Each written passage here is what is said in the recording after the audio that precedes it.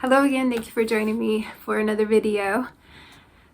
So I've had a bit of an eventful day and felt like sharing my experience of it when I was going through kind of the hardest part of my awakening.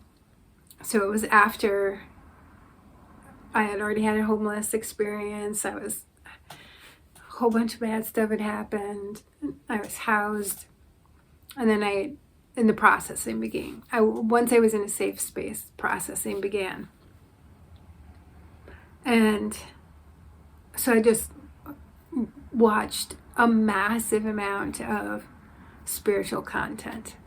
And nobody was talking about when your life still sucks.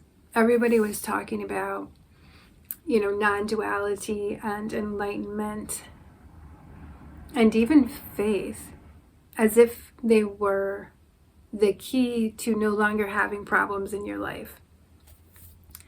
And I had thought of myself as an unfaithful person. I've always had a relationship with God. So I was like, well, maybe I believe in God, but I'm supposed to be doing something. So I know God's there. I know that I've had interventions. I know that things aren't what they seem. Maybe I was supposed to do something also. So I began in earnest doing different types of energy work.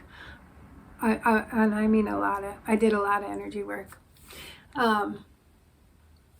Yoga, Tai Chi, Reiki, mantra. I did a lot of energy work. I watched a lot of videos about non-duality and basically all kinds of, I listened to lots of different spiritual teachers, so there wasn't much that I avoided. I wanted to know as much as possible. I listened to readings of the Bhagavad Gita. I would listen to, Buddhist teachers, and I would get into Hermeticism and esoteric content. There's a few Lakota teachers online. I'd listen to their stuff, listening to chants. Every form of spirituality.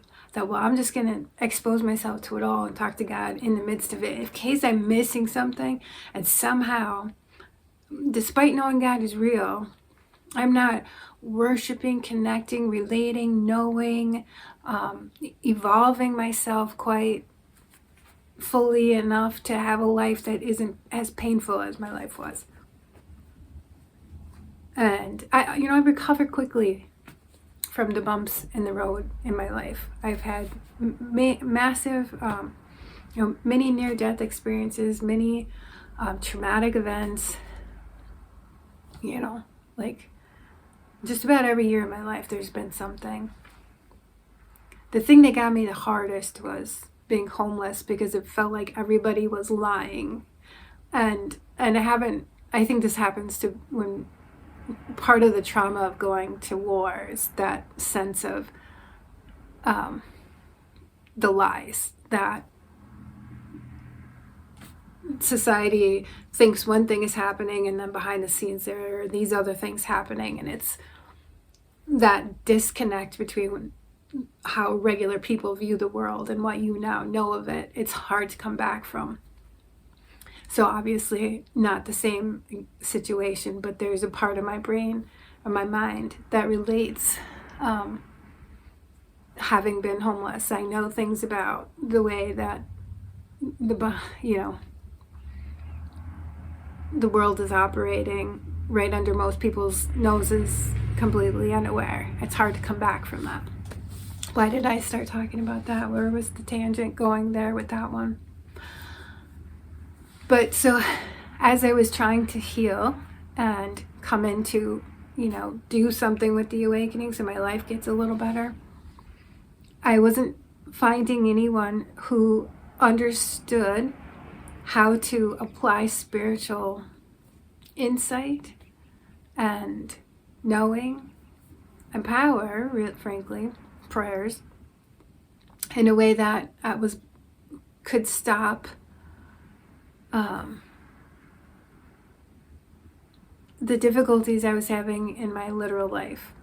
And some teachers would try to explain this in terms of the karma that already started has to work its way out. So if you took out a loan, that loan doesn't magically go away when you become enlightened. You have to deal with it somehow. Things like that, just to give an example. And it can be, I think that pressure is still there, where there's like positive vibes only, and kick out all the toxic people from your life, and focus on the positive. And so then when a challenge comes up, it's hard to remember challenges happen in life, and you have the ability to meet the challenge.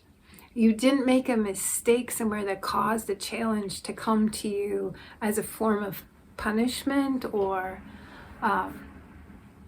misalignment with your creator or your divinity or the totality. Life brings challenges for any number of reasons. Maybe you have a challenge because for somebody else it would have been, catastrophic. So you take a little piece of their catastrophe, they get to live for another few years. The ways in which we serve each other are still a mystery to us. That is very true. And so I guess I just want to be that voice that says sometimes life is hard. You can't predict every bad thing that's going to happen, nor prevent every bad thing that's going to happen. And it doesn't mean you're doing something wrong. I think the negativity that we need to be concerned about is the ignorance of the truth about how that these challenges are there, and that we need to meet them, and committing to see each other through it instead of the blame game and that sort of thing. So I had to bring my car in today, and I'm hoping for the best, because I'm not ready to go no car life.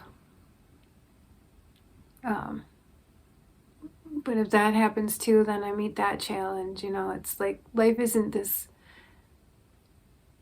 If life is easy, it's not because you're enlightened and now your life is easy. It just happens to be the case that you're an enlightened person with an easy life. You could also be an enlightened person with a very hard life. And I think that there's more evidence for that to be true than the other. Just based on what you find in the spiritual texts. They didn't tend to be people that were living in the middle of the most normal, easy life. They had challenges, and in the face of the challenge, they met God. And it's a good thing to remind each other of.